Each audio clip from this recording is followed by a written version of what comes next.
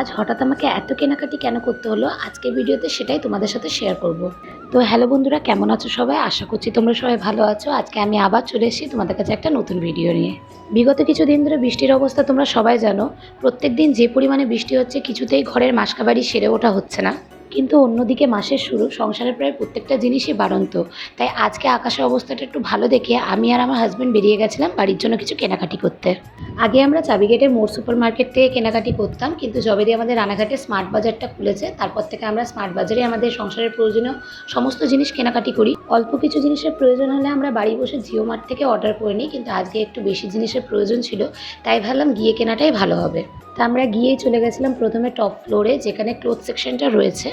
আমার হাজব্যান্ড এখানে নিজের জন্য বক্সার দেখছিল আর আমি অন্যদিকে গিয়ে ঘরের আসবাবপত্রগুলো দেখছিলাম, যেখানে এই কাপগুলো আমার খুব ভালো লাগলো। এছাড়া আমার ভালো লেগেছিলো এই ছোট্ট গ্লাস বোতলগুলো, যেগুলো আমি শ্রেয়ানের জন্য নেবো ভাবছিলাম, কিন্তু কোনটা নেবো ঠিক একটু কনফিউজ হয়েছিলাম, ব্লুটা আর ব্ল্যাকটা।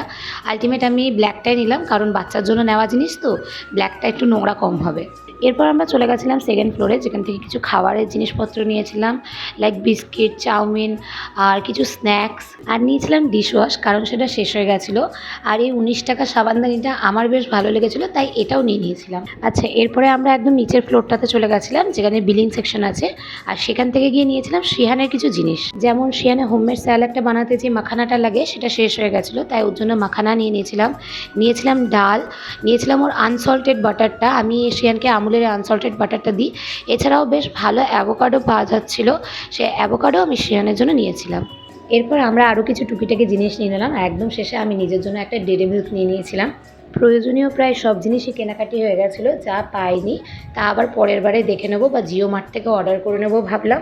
তাই হাজব্যান্ড গিয়ে বিলিং সেকশনে দাঁড়িয়ে গেল আর একটু ভিড় থাকার জন্য আমি একপাশে দাঁড়িয়েছিলাম। এখানে কেনাকাটি কমপ্লিট করে আমরা চলে গেছিলাম মেন বাজারের ভেতরে একটা ঘড়ির দোকানে। ওর ঘড়ির বেল্টটা ছিঁড়ে গেছে, তাই একটা নতুন বেল্ট লাগানোর জন্য যা গিয়ে বাজারে এতটা কাজ করার পরে আমার তো খুব খিদে পেয়ে গেছিলো, তাই আমরা দুজনে চলে গেছিলাম আমাদের প্রিয় দাদার কাছে ফুচকা খেতে।